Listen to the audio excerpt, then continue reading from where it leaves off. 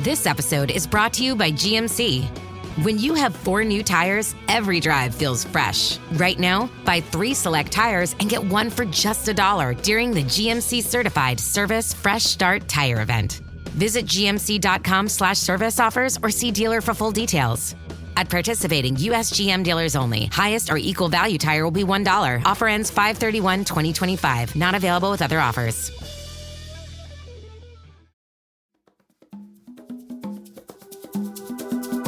Today on CityCast Denver. About 15 years ago, Denver School Board adopted a new policy direction that led to a wave of school closures, each one dividing its community and leaving scars that still haven't healed. But what happens when a whole school district is closed?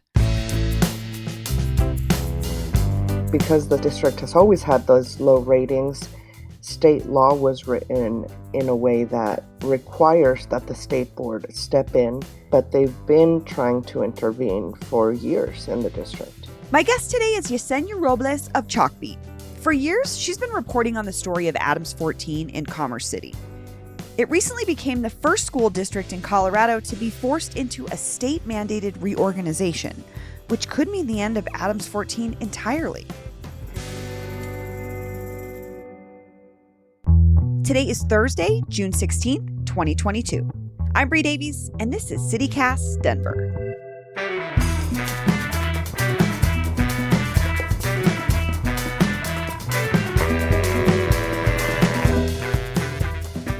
Yesenia Robles, welcome to CityCast Denver. Thank you for having me. So in one of your recent stories about what's been happening at the Adams 14 school district, you quoted the president of the teachers union describing the feeling at the end of this past school year as one of heartbreak. Why are people in Adams 14 schools feeling heartbroken right now? There's a lot of mixed emotions, but basically the community wants their school saved, even if some of them have had problems with the district in the past. The community believes in the new administration, the new superintendent, and they definitely don't want the state to close their schools. Interesting. I was going to say, I have to say, I grew up here in Denver, and one of my good friends that I went to high school with in Denver at George Washington drove from Commerce City every day to go to school because there was this like assumption that Adams 14 schools were quote unquote bad. And I wonder what that stems from. There is a lot of reasons. It's a lot based off of that accountability rating that the state gives the schools. But even before that existed, there's been times when the district has had that reputation, and it's kind of, one of those things that has various reasons. At some point, different principals were found to have been discriminating students and families who were Hispanic. At one point, there were principals who really believed the school had gang problems. Whether or not that was true, who knows? But about 3,000 students who live in Adams 14 do not go to school in Adams 14. And for a district that has less than 7,000 students right now, that's a lot. Have you talked to any students or teachers or parents about those issues, like how they feel, if they really exist, if the gang issue is really a problem, or how they feel the administration treats the students? Well, those are historical problems. Those aren't really recent. But Okay. definitely the most recent time that the principal was accusing students of, being gang affiliated, students were definitely thinking that was made up. There was no basis for it as far as students were concerned. But yeah, now there's this feeling that the state ratings are too focused on state tests, the standardized tests, and that those might be unfairly judging the students, the school. But I think especially when it comes to students and parents, nobody thinks that the school is perfect. I know that this school district does have a lot of Spanish-speaking students. How does language play into this situation with the district?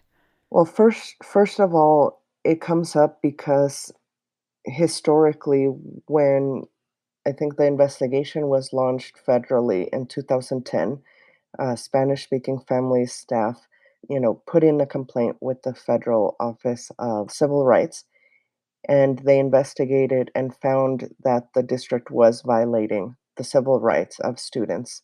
There were things like they did not let students speak Spanish, they were punished for speaking Spanish. Staff that spoke Spanish with students were discriminated.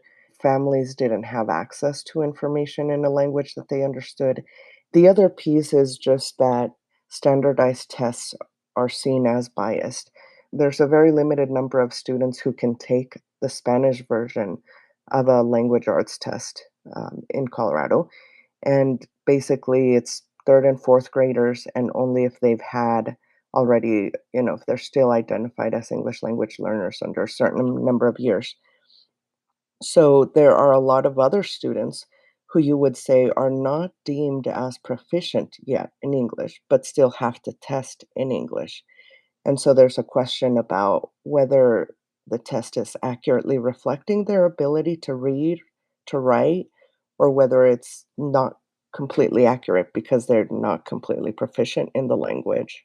This is making me think about how sometimes we talk about these issues of discrimination against students in Colorado, in particular, students who speak Spanish, how this is thought of as a historical problem. Like it's something that happened in the past, right? I think about with West High School, the walkouts, the treatment of the students there, and that was in the 60s. But this is stuff that's been happening in the last decade to these students.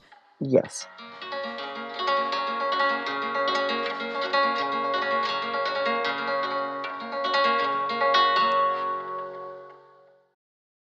How does PwC take your company to the leading edge? They bring the sharpest minds in tech to your team so you can bring the ideas that will transform your business. They're passionate about your industry so you can walk into any room with every advantage. And they're with you every step of the way so you can know you're headed in the right direction. PwC builds for what's next so you can get there now. Get started at pwc.com/us/leading edge. I just wonder, there seems to be a lot of pieces, components at play here. What do you think the core problem is? Is it the language issue? Is it a funding situation? Is it management? What do you think is at the root of it? When I've tried to talk to people about this, it seems like one of the biggest problems, besides, the possible problems with the actual tests, the actual problems in the district also seem to stem just from turnover. It seems like the administrations come and go. Every couple of years, there's been a different superintendent, and every couple of years that a new superintendent starts, they have these new plans and sometimes new curriculums and new orders for how to train teachers, and everything kind of gets shaken up every couple of years. That was actually one of the things the state board was hoping to correct when they ordered external management first in 2018. They had ordered that the consultant company be there for 4 years as a way to ensure that there was more stability, just one person or, managing the district for a longer period of time versus these other administrations that come and go. There's a lot of instability, it sounds like. So you brought this up, but this consulting firm was brought in a couple of years ago to basically run the district. Can you talk about that situation with the consulting firm? Yeah, so I think it was November 2018, the state board said, okay, your current plan to improve isn't working. So we're going to step in and we're going to say you have to have an external manager. And that was MGT. It's a Florida based private for profit company. And they were running the district for the first 2 years. But that was also during the time of the pandemic. So there's limited data on how they did. And so this is when Superintendent Carla Loria comes into the picture too, right? Yes. MGT's plan all along was that halfway through their 4 years, they would have the local school board hire a superintendent of their own, as opposed to MGT being the superintendent, and that they would kind of start giving some local control back, supporting them so that they knew how to manage their own district. When the superintendent was hired, immediately she started having concerns about MGT, hired a consultant of her own to do an investigation. This is where it starts to get a lot into like she said versus they said. None of the proof was enough for any kind of charges, but basically, she started pushing the company out. Okay, so fast forward to April of this year, and this possibility of reorganization or a closure of the whole district becomes really real. How did that happen? So, because the district kicked out MGT, that meant they were no longer complying with the 2018 order. So the state board had to say, what's the consequence or what's next? What do we do if you're not in compliance with that order? And so that's when Superintendent Loria goes in front of the State Board of Education to explain like her situation and present her plan, right? Yes. My first visit to the district was May 22nd. I flew in to try to find a place to live, and I actually met with MGT officials there and Ms. Sheila Burke there. We were at Sandia, a restaurant around in Commerce City, and we met there for approximately 2 hours. During those 2 hours, I was asked by an MGT official at least 8 times, give us $1.5 million more. This will set you up for success. At least 8 times. That was my first interaction with MGT. The district helped the people from the community get there. They, put them on school buses, on shuttles, and brought them downtown to the state board hearing. And so the rooms were crowded. People were there. It was the first time the state had translation provided, I believe, for this community, so they could, follow along with what was happening. So it seems like when we look at your proposal, isn't it to hire a district level manager that also acts as a partner to partner with you to really address specific goals, and your plan isn't fleshed out in terms of detail yet? That is correct.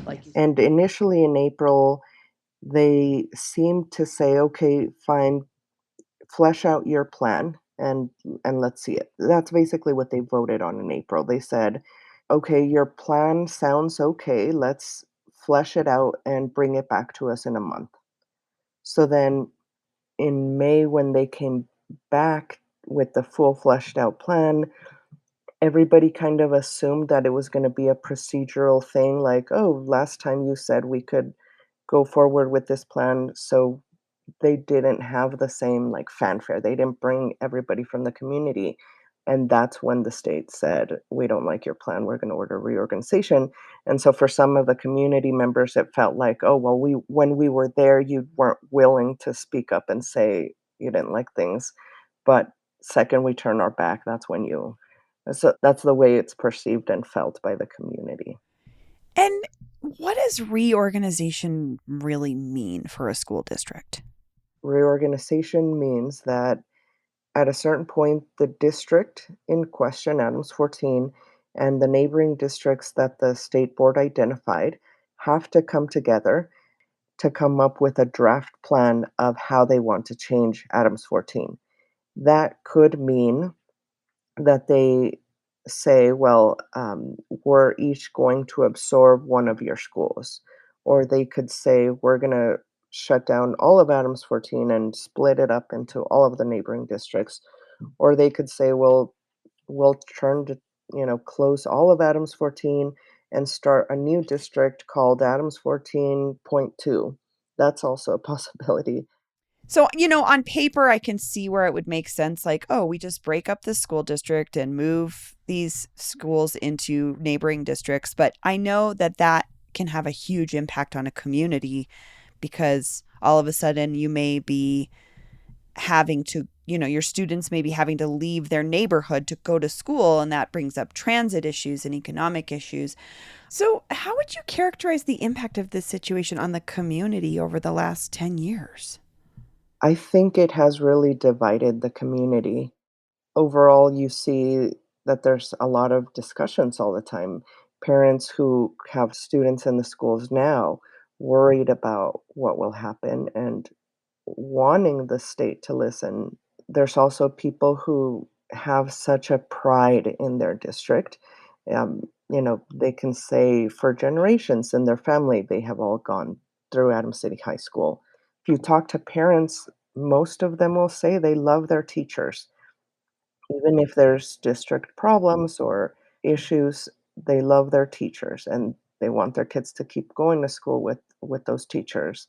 But then some of the other families who have left have had bad experiences or, will say that there are certain problems and so even on forums like Facebook and stuff, every time there's issues about this, there's always this back and forth about whether or not Adams 14 deserves saving. But people are trying to come together. The current administration is trying to bring people together. And for some people, this is the first time they've trusted an administration in a while.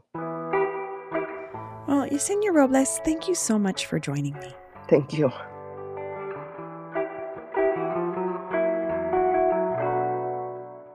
And here's what else Denverites are talking about. An update on the impending Rainbow Gathering. The Colorado Sun reports that the massive hippie camping fest will celebrate its 50th anniversary in a remote area on the Western Slope. There's a lot of debate over the Rainbow Gathering's intentions and impact on surrounding communities. But local poet, farmer, and 5-term San Miguel County Commissioner Art Goodtimes told The Sun, quote, "It's not lawless or anarchy. It's the same kind of freedom that I see a lot of my Trump friends wanting. They want to be free to carry weapons. We want to be free to not." Speaking of carrying guns in Colorado's urban-rural divide, after Denver banned concealed carry in public buildings and parks earlier this year, 9 News reports that Doug Coast commissioners are exploring the possibility of annexing Daniels Park, which Denver technically owns even though it is entirely surrounded by Douglas County. We're going to keep an eye on this one as it develops. That's all for today here on CityCast Denver. If you enjoyed the show, why not take a minute to tell a friend about us? Rate the show wherever you get your podcasts and subscribe to our morning newsletter, where today Peyton has a roundup of Juneteenth celebrations and events just for you. We'll be back tomorrow morning with more news from around the city. See ya!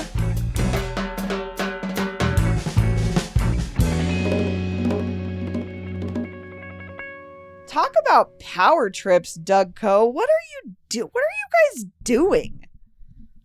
This is a threat to our Second Amendment rights, so we're taking your bark.